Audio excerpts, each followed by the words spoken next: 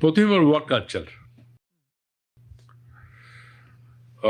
বিদেশি চাকরির work culture আর ভারতের চাকরির ওয়ার্ক কালচারের মধ্যে অনেক ডিফারেন্স আছে। যেটা ওই পেশাদারিত্ব বিদেশি চাকরিতে বেশি দেখা যায়।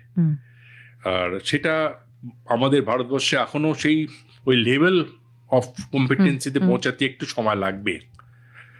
আর বিদেশি চাকরির কি একটা, ওরা অনেক সংগঠিত। আমাদের মানে দুঃখের সঙ্গে বলতে আমি বাধ্য হচ্ছি, আমাদের এত বড় ইন্ডাস্ট্রি, হসপিটালিটি ইন্ডাস্ট্রি এখনো পর্যন্ত কিন্তু অর্গানাইজ সেক্টরের মধ্যে পড়েনি। আমরা এখনো পর্যন্ত আনঅর্গানাইজ সেক্টর রয়ে গেছি বিভিন্ন দিক দিয়ে, পে স্ট্রাকচারের দিক দিয়ে, আপনার বলুন ওয়েলফেয়ারের দিক দিয়ে, আপনার HR হিউম্যান রিসোর্সের দিক দিয়ে, যেটা বিদেশে বাধ্যবাধকতা রয়েছে।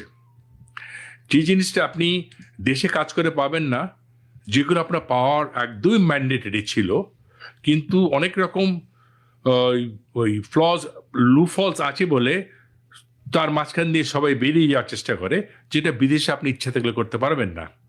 বিদেশে আপনাকে রীতিমতন মানে যেগুলো ম্যান্ডেটরি,